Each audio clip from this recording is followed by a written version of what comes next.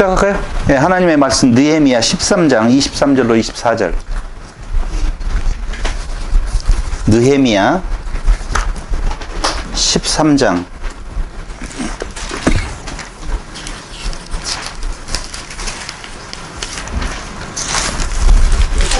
23절로 24절 봉독해 드리겠습니다. 13장 23절로 24절. 그때 내가 또 본즉 유다 사람이 아스돗과 암몬과 모압 여인을 맞아 아내로 삼았는데 그들의 자녀가 아스돗 방언을 절반쯤은 하여도 유다 방언은 못하니 그 하는 말이 각 족속의 방언이므로 내가 그들을 책망하고 저주하며 그들 중 몇 사람을 때리고 그들의 머리털을 뽑고 이르되 너희는 너희 딸들을 그들의 아들들에게 주지 말고 너희 아들들이나 너희를 위하여 그들의 딸을 데려오지 아니하겠다고 하나님을 가리켜 맹세하라 라고 하는 내용까지 보겠습니다. 포로 잡혀간 그들을 고토로 돌아가서 성전을 지으라고 고레스의 명령이 하나님의 그 섭리 안에서 이루어지는데 사실은 고토로 돌아가고 싶은 마음이 없는 유대인들이었어요. 여러분들과 저라고 보면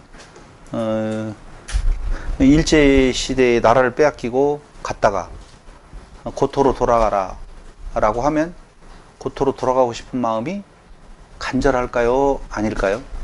중국 사람들을 가리켜서 조선족을 이야기를 할 때 자꾸 사람들이 우리 민족이라고 말하는 경우가 굉장히 많이 있는데 사실은 이렇게 제가 모르겠어요. 이게 정치적으로 말이 되나 안 되나 모르겠지만 중국하고 우리하고 전쟁이 일어나면 그 조선족들은 중국군일까요? 한국군일까요? 중국군으로 싸우게 되어져 있어요. 그걸 알아야 돼요. 그러니까 만에 하나 그 타향살이에 대한 내용이 괴로운 사람이면 고토로 돌아가고 싶을 거고 그렇죠.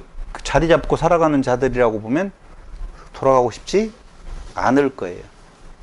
그때 당시의 사회적 분위기는 바벨론에 이어서 페르시아에 있어 헬라 제국이 넘어가면서 에피파네스 4세가 나오기까지 전에는 그들에게 있어서는 그 제국들이 그렇게 이방족 속에 대한 내용을 괴롭힌 것은 아니다라고 봐도 돼요.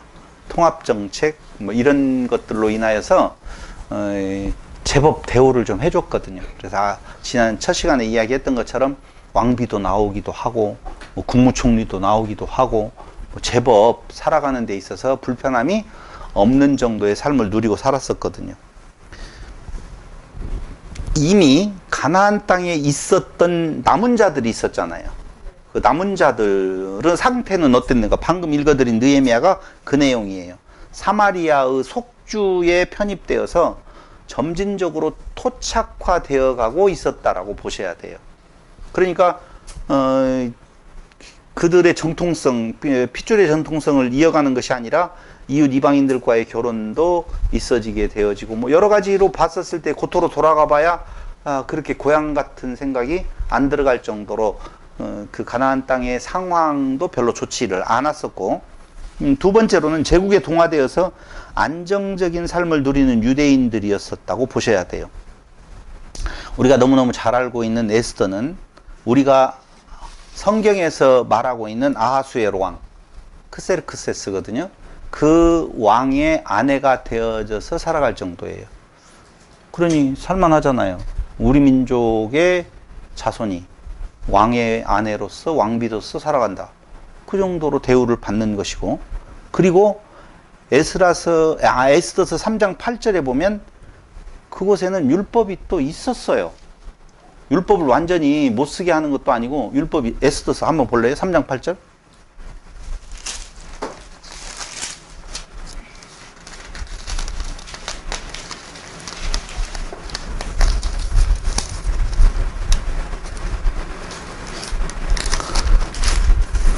(3장 8절) 하만이 아하수에로 왕에게 아뢰되 한 민족이 왕의 나라 각 지방 백성 중에 흩어져 거하는데 그 법률이 만민의 것과 달라서 왕의 법률을 지키지 아니하오니 용납하는 것이 왕에게 무익하니이다. 이 말은 용납하고 있었다는 거거든요. 그러니까 이 유대인들이 포로 잡혀 와 있지만 그들의 사회에서 그들의 율법을 선포하고 율법을 지켜야 된다라고 하는 그 법이 터부시되어지지 아니하고 인정하고 있었단 말이죠. 그러니까 지금 가나안 땅을 떠나서 포로 잡혀 와 있지만 종교적인 활동에 있어서도 별로 제약이 없었고 경제적인 활동에 있어서도 제약이 별로 없었다라고 보셔야 돼요. 어느 정도로 그들이 바벨론에서 살아가는 내용이 나쁘지 않았느냐라고 하면 거기 한번 보실래요? 에스더서 8장.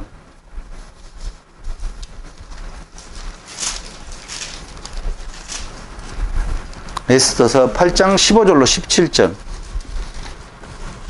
모르드게가 푸르고 흰 조복을 입고 큰 금관을 쓰고 자색 가는 배 겉옷을 입고 왕 앞에서 나오니 수산성이 즐거이 부르며 기뻐하고. 에스더의 오빠죠? 삼촌이죠. 죄송해요. 고습겠네요. 틀리니까. 그런데 그도 역시 관가에 벼슬을 차지하는 존재로 거기에 그대로 있어요. 그런데 또 한번 보시자고요. 거기에 더 보면 유다인에게는 영광과 즐거움과 기쁨과 존귀함이 있는지라. 이게 포로 잡혀간 자에게 쓸 표현이 아니잖아요.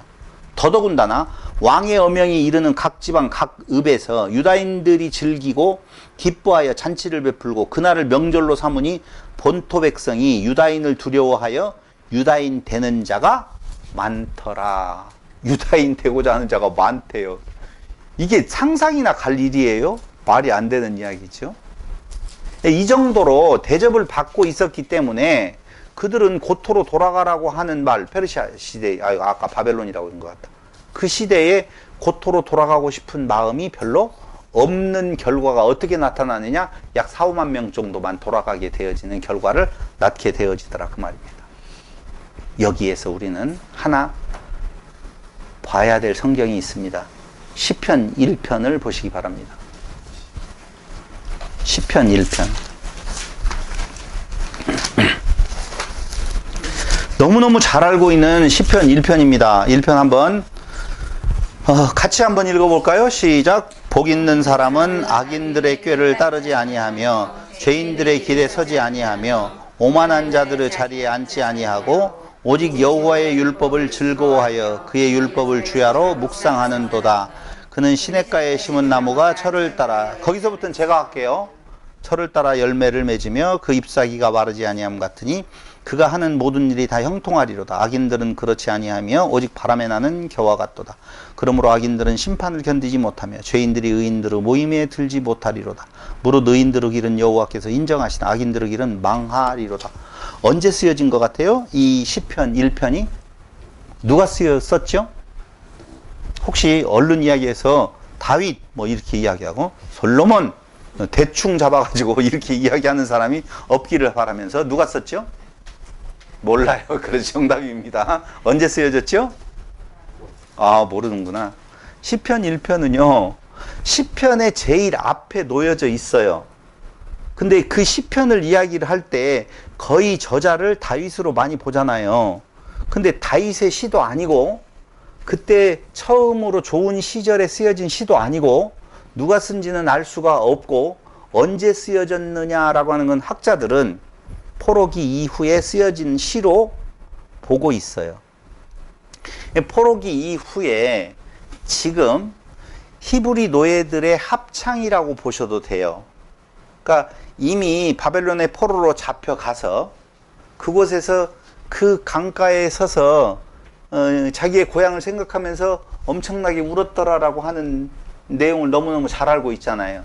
근데 이 시편 1편의 기자가 어떤 상황을 지금 보고 이 노래를 지었느냐 하면은 방금 전에 이야기했던 히브리인들이, 유대인들이 고향으로 돌아가고 싶지 않아요. 봐봐요. 고향으로 돌아가는 목적 하나는 성전을 짓고 그곳에 하나님이 계시고 하나님이 계시는 성전 안에서 하나님의 법이 시행되어지는 나라를 꿈꾸는 거잖아요. 딴 생각을 하고 있었어요? 아니요. 아니에요? 네. 조심해요. 어디를 쳐다볼지 몰라요.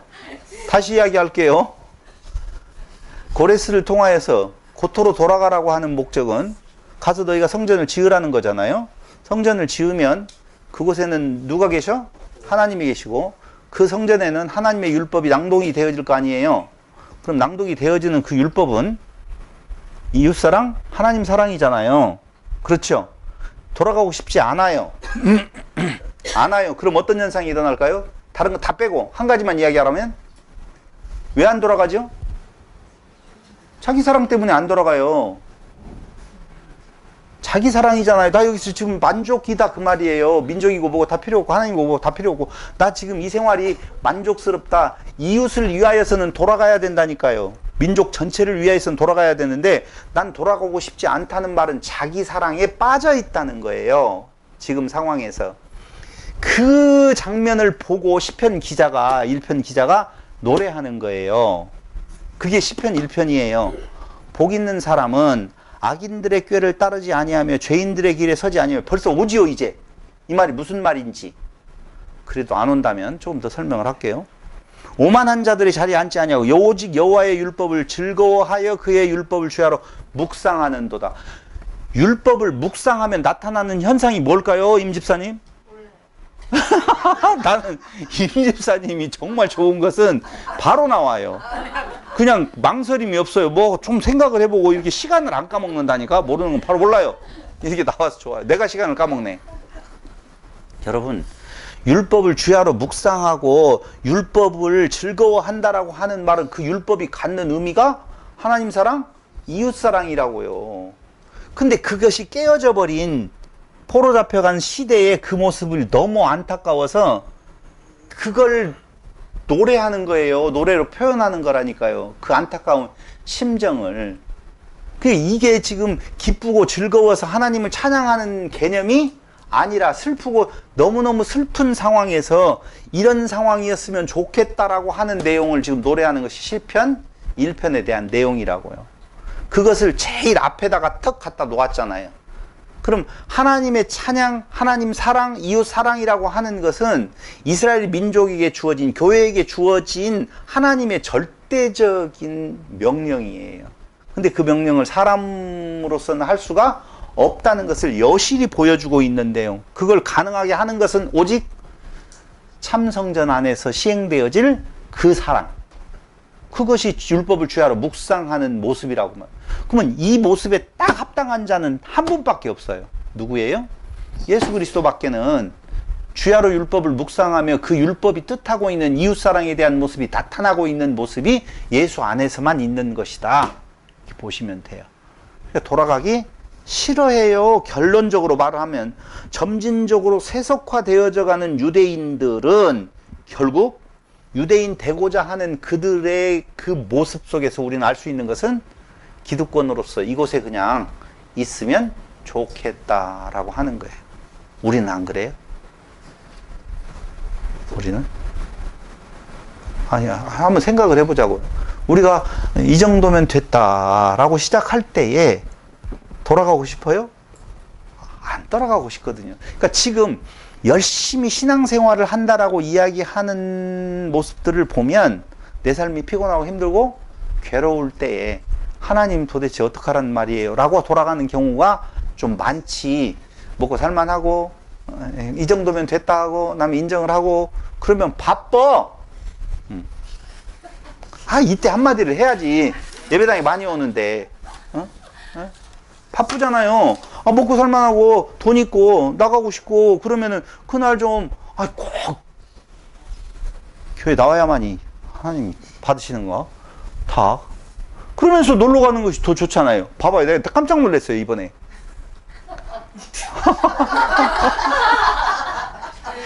야, 벨 있다는 것이 이렇게 훌륭한 일인지를 내가 몰랐어요. 성경 세미나 가자라고 하면 이만큼 안 보이는데 벨이 따러 가자니까 그냥 다 모여. 없는 사람도 나오더라고요. 평소에 모이시는 거 아니었어요? 네? 평소에? 평소에 안녕하세요. 놀러도 가야 되고 목사님 왜 그러세요? 엄청 부러운 줄 알았어요? 네. 자기 뭔 말이에요? 소심하고에서 이렇게 모이시는 여러분, 나는 이 정도로 관심 갖고 전화하고 막 하고 무슨 일인가를 하고 난 정말 놀라웠어요. 세미나를 가자고 하면 이 핑계, 이 인터넷으로 들으면 되죠. 뭐, 어떤 사람은요, 여기 모임보다는 출렁다리 건너가는 것이 더 좋다라고 하는 사람은 그냥 하는 말이에요. 자기 이익을 위하여 치열하게 살아가는 유대인들에게 시편 1편 포로기 이후에 기록된 것이라고 말씀을 드렸죠. 이 고백적 찬양은 솔직하게 이야기하면 젖과 꿀이 흐르는 땅에서 이루어질 하나님 나라의 소망을 담은 시예요. 여러분, 젖과 꿀이 흐른다라고 이야기할 때 젖과 꿀이 뭐예요? 저는 한때에는 그걸 어떻게 해석을 했냐면요, 아무리 봐도 가나안 땅이 젖과 꿀이 흐르는 땅은 아니었었잖아요. 네가 좌하면 나는 우하고 네가 우하면 난 좌하리라 할 때 그 우측에 그 소돔과 고모라 땅이 오히려 젖과 꿀이 흐르면 흘렀지 않겠습니까? 근데 이쪽은 척박한 땅이에요. 근데 그 땅을 젖과 꿀이 흐르는 땅이라고 표현을 하고 있어요.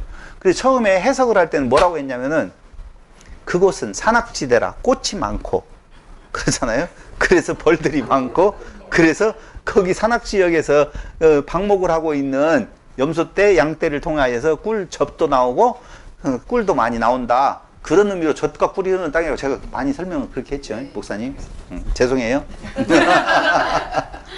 근데 진정한 의미로서의 젖과 꿀이 흐르는 땅이라고 보는 것은 하나님이 우리에게 명령하신 것은 이곳에 가난한 사람들을 품는 일입니다. 이게 지금 누가 이야기하는 거냐면요, 마틴 루터 킹이라는 목사가 있죠. 알아요? 그 양반이 죽기 전에 마지막 연설에서 했던 말이에요. 젖과 꿀이 흐르는 땅이라고 하는 개념으로서 젖과 꿀이 흐른다는 의미를 그 사람이 담아서 지금 했던 연설인데 이렇게 연설을 했어요. 하나님이 우리에게 명령하신 것은 이곳의 가난한 사람들을 품는 일입니다. 그 자녀들은 언제나 굶주리기 때문입니다. 이런 고민에서 젖과 꿀이 흐르는 땅이 시작됩니다. 라고 이야기를 하고 있어요. 그러니까 마틴 루터 킹 목사가 이 말을 했기 때문에 그런다는 말이 아니라 진정한 의미에 있어서 젖과 꿀이 흐르는 땅은 하나님을 왕으로 삼고 그 안에서 이웃사랑이 이루어지는 그 땅, 그곳이 젖과 꿀이 흐르는 땅이라는 것이에요. 그러면 그 일이 이루어지려면 하나님의 율법이, 하나님의 법이 선포되어지고 그 율법을 지켜내는 자들이 있을 거 아니에요. 근데 사람으로서는 그것이 아니 되더라 라고 하는 거예요. 결국은 오늘 자기 이익을 위해서 치열하게 살아가는 유대인들은 고토로 돌아가고 싶은 생각이 없어요. 성전이 세워지고 그곳에서 하나님 나라의 법, 하나님 사랑, 이웃 사랑이 선포되어지며 고아와 그리고 과부, 그것이 이제 신약에서 예수께서 하시는 이야기죠. 고아와 과부와 나그네들이 보호받는 그런 나라가 젖과 꿀이 흐르는 진정한 의미로서의 가나안 땅이라는 거예요. 그런데 사람으로서는 그 젖과 꿀이 흐르는 땅에서의 그 하나님 나라를 완성할 수 없다는 것이죠. 그 모습을 지금 그대로 보여주고 있는 거예요. 그럼 크로노스의 시기가 500년 동안 흘러가는 동안에 그 고토로 돌아가라고 하는 고레스의 칙령을 받지 아니하고 남아있는 자들이 많고 돌아간 자들도 가서 실망을 하게 되어지는 그 상황에 세계의 크로노스의 역사는 누구에게로 그 바톤이 넘어가느냐? 헬레니즘이라고 하는 쪽으로 넘어가게 되어집니다. 헬레니즘을 우리는 너무너무 많이 들어서 제가 굳이 이야기하지 않아도 잘 아시겠지만 헬레니즘은 누구로부터 시작되었느냐? 알렉산드로스 대왕으로부터 시작되어집니다. 그러니까 알렉산드로스가 주전 333년 11월 5일 날 마케도니아에서 태어나서 태어난 알렉산드로스는 그리스를 통일합니다. 일단 여기에서 나오는 것이 우리가 너무너무 잘 알고 있는 300전투? 300용사든가요? 마라톤 그 다음에 300이라는 영화 있었죠. 그 영화나 그 마라톤 전투라는 것이 다 그 시기에 일어나는 거예요. 그 시기에 일어나는데 그때에 그리스와 어디의 싸움이 일어나느냐? 페르시아하고의 싸움이 일어나요. 처음엔 누가 이겼겠어요? 페르시아가 이기죠. 그런데 그리스가 힘을 발휘하게 되어지는 것이 누구 때? 알렉산드로스의 출현을 통하여서 페르시아가 패망의 길로 가게 되어지는 것이 333년이에요.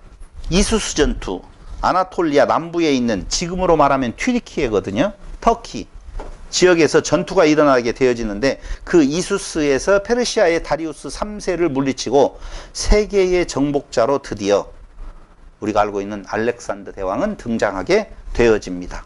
이게 다니엘서 11장 1절로 4절에 나와 있는 예언 성취라고 해서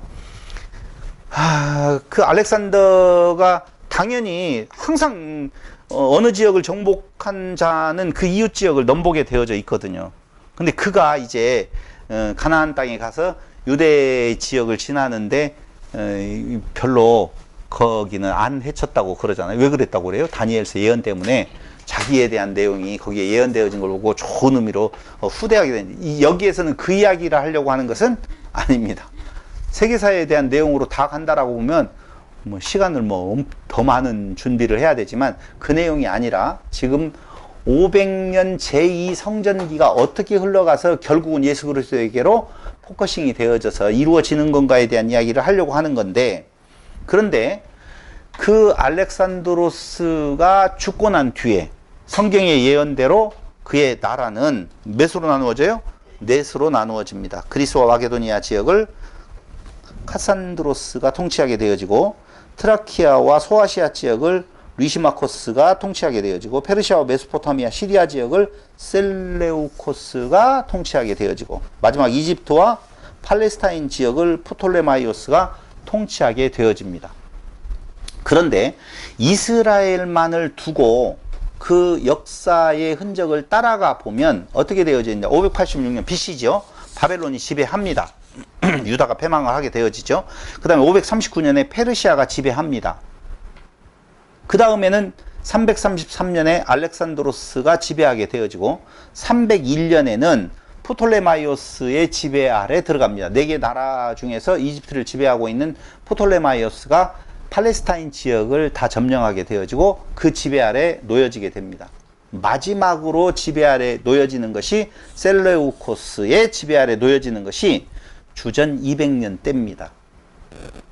주전 141년에 유다 마카비에 의한 하스몬 왕조가 창건되어지면서 여기 주전 140년에서 116년, 111년인가 116년인가를 정확 110년, 111년 뭐 될 거예요. 셀레우코스 제국의 지배 아래에서 반자치적으로 유대 통치가 이루어집니다. 그러니까 처음에 하스몬 왕조가 세워졌다라고는 하나 완전한 독립왕국이 아니었었어요. 그러다가 이제 110년경에 제국이 붕괴되면서 어느 제국이 붕괴되어져요? 헬라 제국이 붕괴되어지면서 완전한 자치권을 행사하게 되어지는데, 주전 63년에 내전으로 하스모니안 왕가의 내부 분쟁이 일어나고 내전에 로마를 끌어들이면서 로마가 들어와서 결국은 로마의 속국으로 전락하게 되어집니다. 결국 주전 37년 마지막 왕인 안티고노스 2세를 헤로데 1세가 몰아내고 왕위에 오르면서 하스몬 왕조는 종언을 고하게 되어집니다. 요건 역사적인 이야기이기 때문에 굳이 특별한 설명을 안 붙이고, 아까 이야기한 것처럼 우리가 역사의 시간을 놓고 보았었을 때에 두 가지의 역사, 하나는 크로노스의 시간, 하나는 카이로스의 시간이 있다고 그랬어요. 그러니까 크로노스의 이 시간이 지나면서 하나님은 그냥 그 역사가 흘러가는 대로 놓아두는 것이 아니라 그곳에서 그리스도가 오실 그때를 위한 하나님의 그 섭리가 계속 그 밑바닥에서 되어지고 있었다라고 하는 것을 지금 말씀을 드리는 거예요. 자, 그러면 융합정책을 특징으로 지경을 넓혀갔던 알렉산드로스는 어떤 존재였었느냐 하면은 그의 스승이 아리스토텔레스라고 그러잖아요. 아리스토텔레스의 영향을 굉장히 많이 받습니다. 정복한 지역에서 그리스어를 공용어로 사용했으며 그 알렉산드로스가 가는 곳마다 그리스 문화가 급속도로 퍼져나갔고, 그는 융합 정책을 위하여서 그 휘하에 있던 병사들을 페르시아 군인들하고도 페르시아 사람들하고도 결혼을 시켜요. 페르시아 여인들하고도 결혼을 시켜요. 그리고 알렉산드로스도 누구하고 결혼을 하죠? 네? 이야기해봐요. 페르시아 여인이에요. 근데 그 이름이 누구냐? 제가 적어왔어요. 록사나라고 하는 여자였어요. 록사나. 이는 빅토리아 출신으로 페르시아 서쪽 지역인데요. 빅토리아가 그 본인도 록사나와 결혼하여 세계 시민으로서의 모본을 보여줍니다. 이게 왜 중요해요? 아까 이야기했던 것처럼 복음이 세계를 향해 갈 수 있는 기틀을 마련하게 되어진다 그 말입니다. 자, 하나님의 계획은 유대민족에게 있어요. 뭐라고 해야 되지? 좀 이야기 좀 해줄래? 이방인에게 있어요. 그것도 말이 안 돼요. 전 인류에게, 그렇죠. 전 인류라고 그냥 이야기를 하겠어요. 전 인류에게 하나님의 계획은 있는 거예요. 하나님의 섭리 영역은 유대인에게 있는 것이 아니에요. 그렇기 때문에 유대인이 자기 안에 갇혀서 우리 이렇게 하고 있었을 때 그것도 모자라서 이제는 본토에 있는 자들과 아직 그렇죠. 디아스포라 되어진 상황에 있는 자들과의 하나됨도 어렵다니까요. 어려운 상태에 있어요. 근데 그곳에서 그 머물러 있는 그들에게 다시 성전을 짓게 만들어주자 회복을 하겠다라고 하는 내용은 말이 안 맞는 거라니까. 그래서 그들로 돌아가게 만들어서 수룹바벨 성전을 짓게 만드는데 이게 진짜가 아니야 라고 하면서 진짜 하나님의 계획은 아브라함을 통해서 누구에게 해주신 약속이 이루어지느냐 하면요, 아담에게 해주신 약속이 이루어지는 거예요. 다시 한번 이야기할게요. 세계의 크로노스의 역사는 유대인을 중심으로 흘러가는 것 같지만 유대인이 중심이 되어진 것이 아니라 유대인은 하나의 도구예요. 그럼 뭐가 중심인 건가? 그걸 제가 예전에 말 한번 했다가 얼마나 공격을 받았는지, 원역사라고 하는 그 개념, 원래 인류의 역사의 큰 흐름은 아담의 역사로부터 시작되어진다니까요. 그냥 첫째 아담에게 약속된 것을 둘째 아담을 통해서 이루시는 건데, 그 첫째 아담에게 해주셨던 그 약속은 인류를 향한 약속이지 한 민족을 향한 약속이 아니라는 거예요.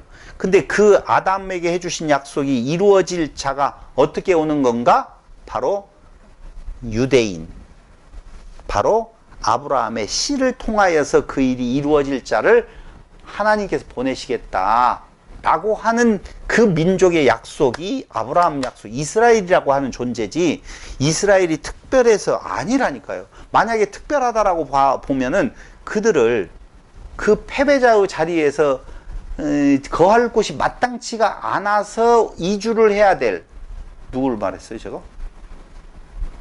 어디에서요? 갈대아 우르에서 거기에 터전 잡고 있었던 존재가 아니에요. 아브라함이라는 존재가 오히려 변방의 존재였었거든요. 그들이 그곳에서 먹고 살기 힘드니까 그냥 이주하는 거예요. 크로노스를 지금 이야기하는 거예요. 이주를 하게 되어졌죠.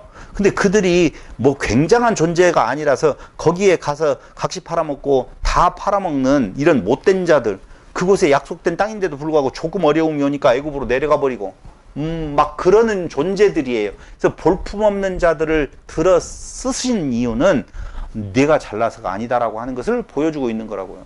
우리는 잘나서 예수님의 자녀가 됐잖아요.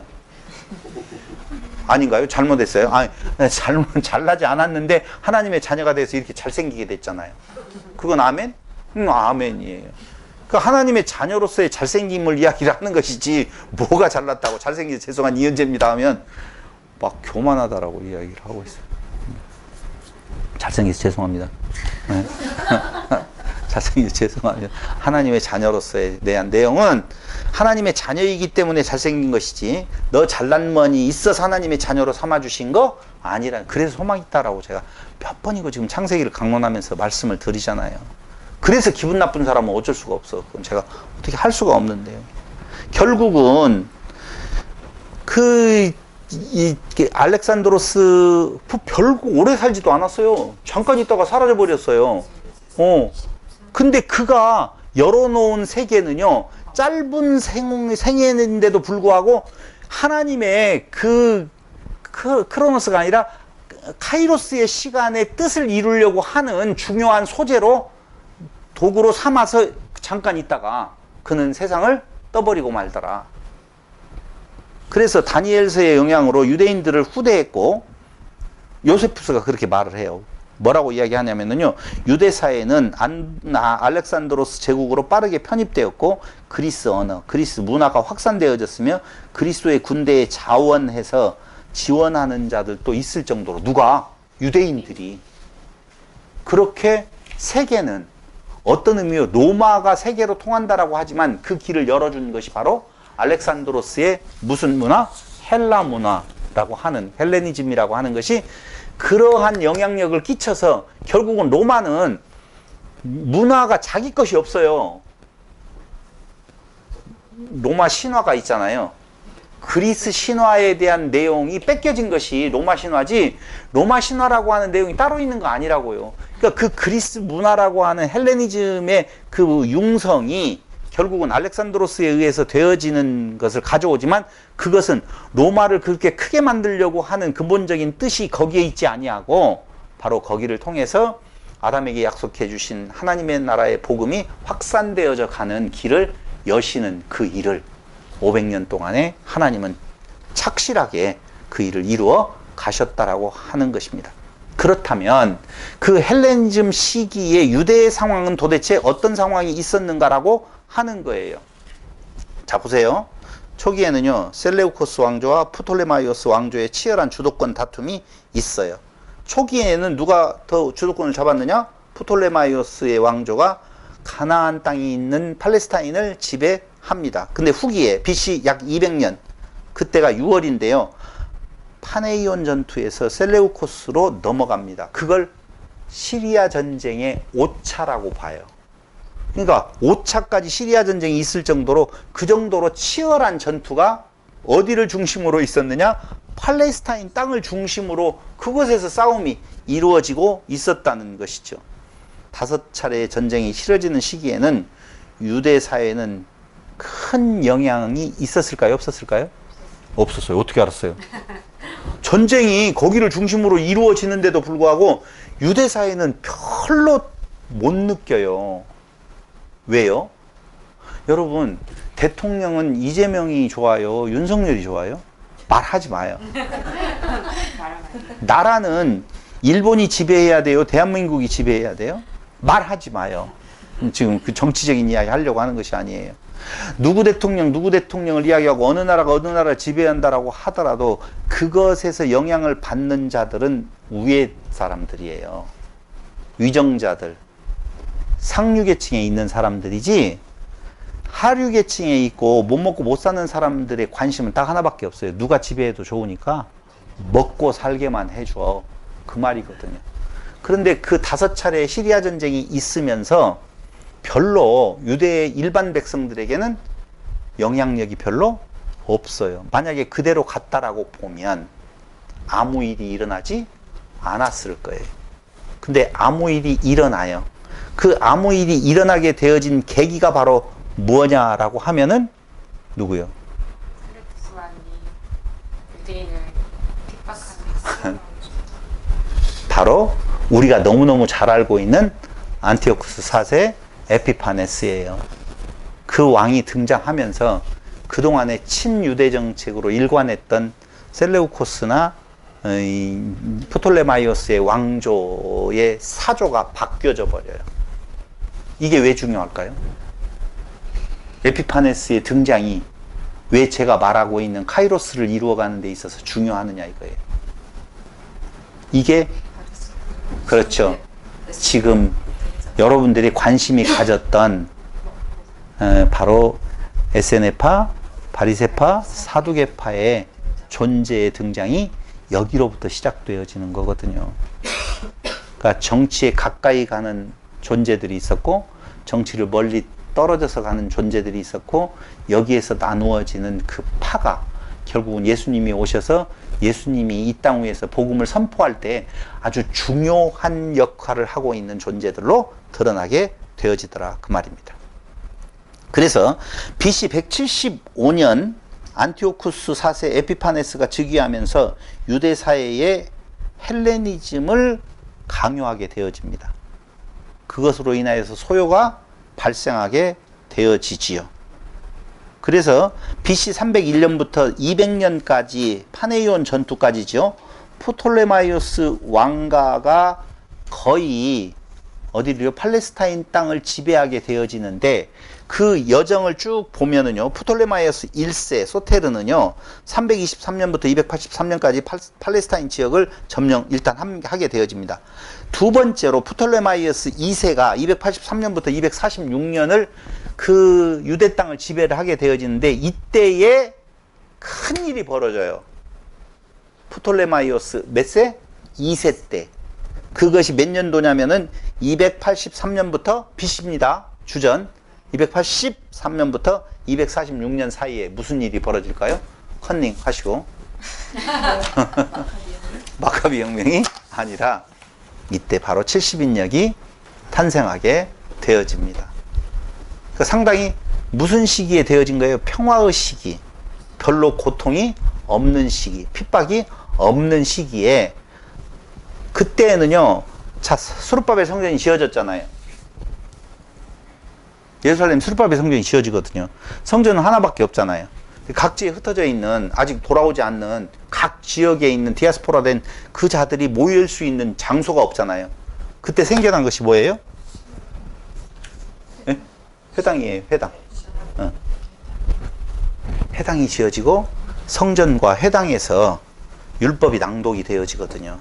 율법이 낭독이 되어지는데 이제 못 알아듣는 사람이 히브리 말로 낭독이 되어지는데 못 알아듣는 사람들이 너무 많아졌어요. 그래서 이제 통역사가 옆에서 통역하기에도 바빠. 그래서 생각한 것이 성경을 그리스어로 번역하자라고 하는 운동이 일어나게 되어지고 그때 70인역이라고 하는 내용이 완성이 되어지게 되어집니다. 이건 굉장히 진짜 그 역사에 있어서 엄청나게 중요한 거예요. 그게 복음이 세계로 향해 가는 뭐라고요? 뭐 하고 싶은 이야기 있으면? 스파에서 6명씩을 뽑아가지고 또 그런 것은 이제 또 있죠. 이제 어떻게 70명이 모여지게 되어졌는 건가에 대한 내용들은 또 있어요. 그때 정말 중요했던 일은 바로 70인역이 번역되었다는 거고, 세 번째로 프톨레마이오스 3세 때 246년으로부터 221년까지는 이집트까지에도 유다의 회당의 흔적이 나타나고 있는 것이 역사 고고학에서 발견이 되어지고 있는 것을 볼 수가 있어요. 그러니까 어디까지 지금 회당이 갔다고요? 이집트. 전체에 지금 유대인들이 흩어져 있는 각 지역에서 회당이 생겨나요. 근데 예수님 활동 무대, 사도들의 활동 무대가 다 어디예요? 회당이거든요. 결국은. 그러니까 복음이 이방인까지 다 증거되어지는데 그것이 만약에 예루살렘 성전만 있었고 거기로부터 가려고 보면 거의 불가능한 내용이었었어요. 근데 그렇게 흩어져서 자 보세요. 이스라엘 민족이 히브리 말을 모르는 것은 좋은 거예요, 나쁜 거예요? 그렇죠. 지난주에 우리 교회에 왔었던 김시원 목사님 그랬잖아요. 제가 중국 선교 다닐 때 그런저런 이야기를 했어요. 한국 사람이 중국 가서 선교한다는 것은 언어도 아니다. 말도 안 된다. 진짜 말이 안 돼요. 왜 말이 안 되냐면은 제가 북쪽에 그 목사님 김시현 목사님 말고 최세빈 목사님이 있는 저쪽 북쪽 러시아 국경이 맞춰 있는 3차구 지역에 거기를 가게 되어지는데 가다가 그 목사님이 저를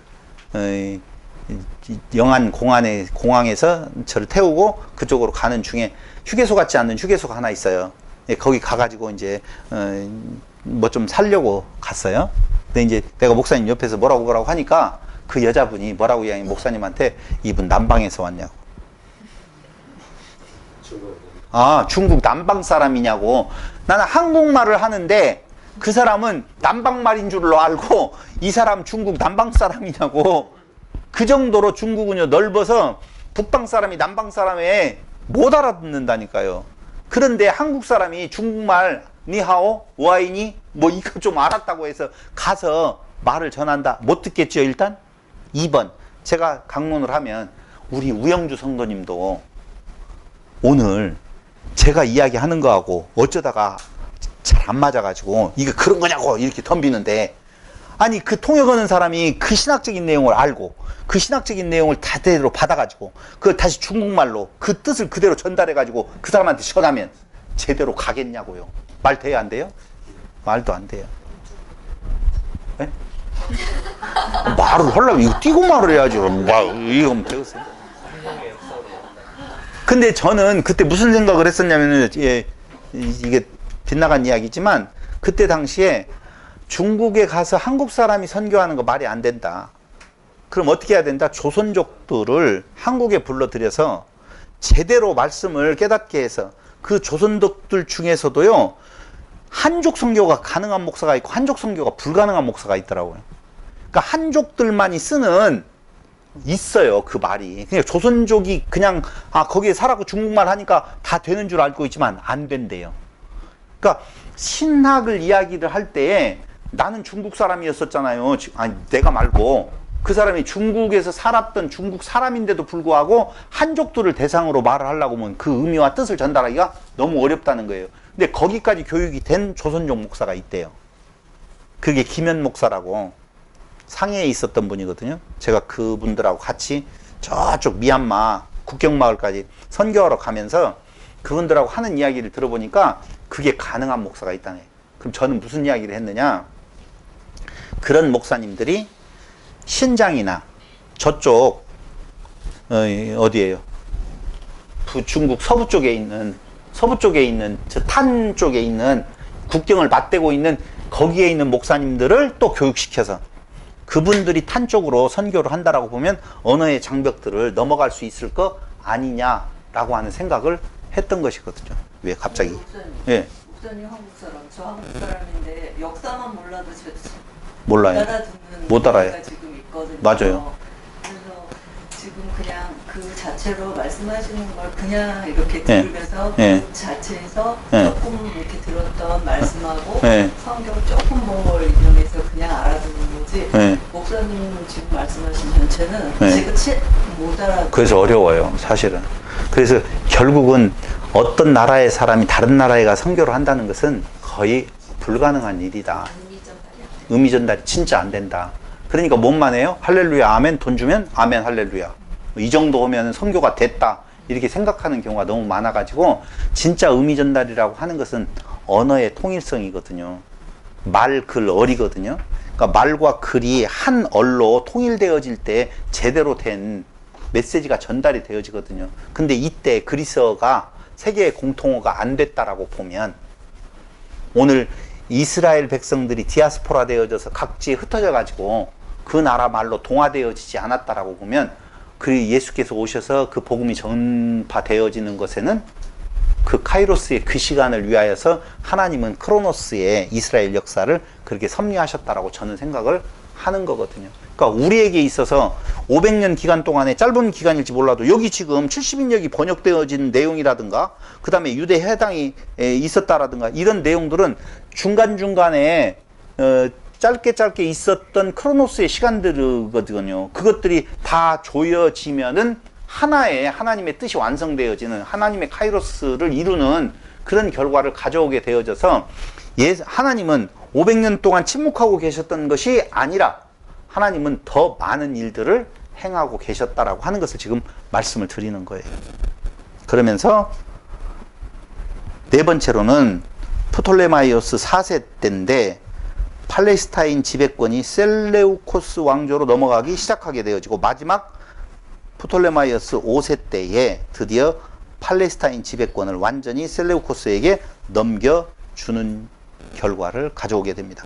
주전 516년 성전이 재건된 후 유대인들은 성전과 그리고 그 율법으로 연결되어지는데, 그 율법은 아까 이야기한 대로 뭘로 통일되어졌어요? 그리스어로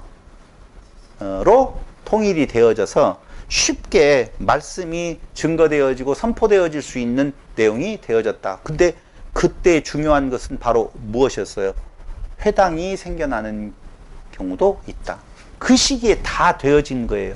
그럼 프톨레마이오스 왕조가 중요해요? 셀레우코스 왕조가 중요해요? 다 중요해요. 그렇죠. 너무 훌륭한 말을 하셨네. 사실은 일례 양으로 보면 프톨레마이오스 왕조 때 일이 많이 이루어져요. 근데 셀레우코스 왕조 때 이루어지는 내용은 바로 무엇이느냐? 오히려 그곳에서 아까 이야기했던 유대의 분파가 생겨나는 그러한 특별한 사건이 발생하게 되어졌다라고 하는 것입니다. 그래서 회당을 중심으로 일상에서 종교를 이어나가게 되어지는데요. 이집트의 알렉산드리아, 로마, 안디옥에도 회당이 생겼을 정도로 회당에서는 이제 토라를 낭송하는 것이 중심이 되어져서 히브리어를 알아듣지 못하는 유대인들, 그들에게 공용어는 그리스어이기 때문에 그들로 알아들을 수 있도록 70인역이 번역되어지고 느헤미야 시대에도 율법을 낭독할 때 알아듣지 못하여 통역사가 세워졌던 것처럼 더더군다나 이때에는 너무 많은 회당들이 생겨나고 그 통역사들을 다 일일이 할 수 없으니 애시당초 하나님의 그 구약, 우리가 구약이라고 말하는 것을 무엇하자? 그리스어로 번역을 해 놓자라고 하는 일들이 벌어졌다 하는 것입니다. 이게 상당히 중요하다. 근데 여기에서 한 가지 우리가 생각해야 될 것이 있어요. 그 그리스어는요, 두 가지의 그리스어가 있습니다. 혹시 들어보셨어요? 아람어하고 헬라어하고. 예. 그리스어는 우리말로 이야기를 하면 고급 언어가 있고 일반 언어가 있어요. 근데 아티카 그리스어라고 하는 고급 언어가 있고 코인의 그리스어, 우리가 저잣거리의 언어거든요. 그럼 70인역은 코인의 그리스어로 번역되어졌을까요? 아티카 그리스어로 번역되어졌을까요? 여러분들은 이렇게 물어보면 틀린 답을 할 확률이 51%에 해당되어지지만 오늘 공부를 했던 내용의 평가예요. 확인해 보는 거예요. 맞출 것 같아요. 다 같이 한 목소리로 이야기합니다. 시작. 그렇지. 뭐예요? 톤을 들어야 되겠네요. 코인의. 예. 저잣거리의 언어로 번역이 되어졌기 때문에 보편적이고 대중화가 되어질 수 있었다는 거예요. 고급 언어가 아닌 거예요. 그러면 성경을 번역할 때는 알아듣기 쉽게 연구해야만이 알아들을 수 있게 알아듣기 쉽게 가는 거예요.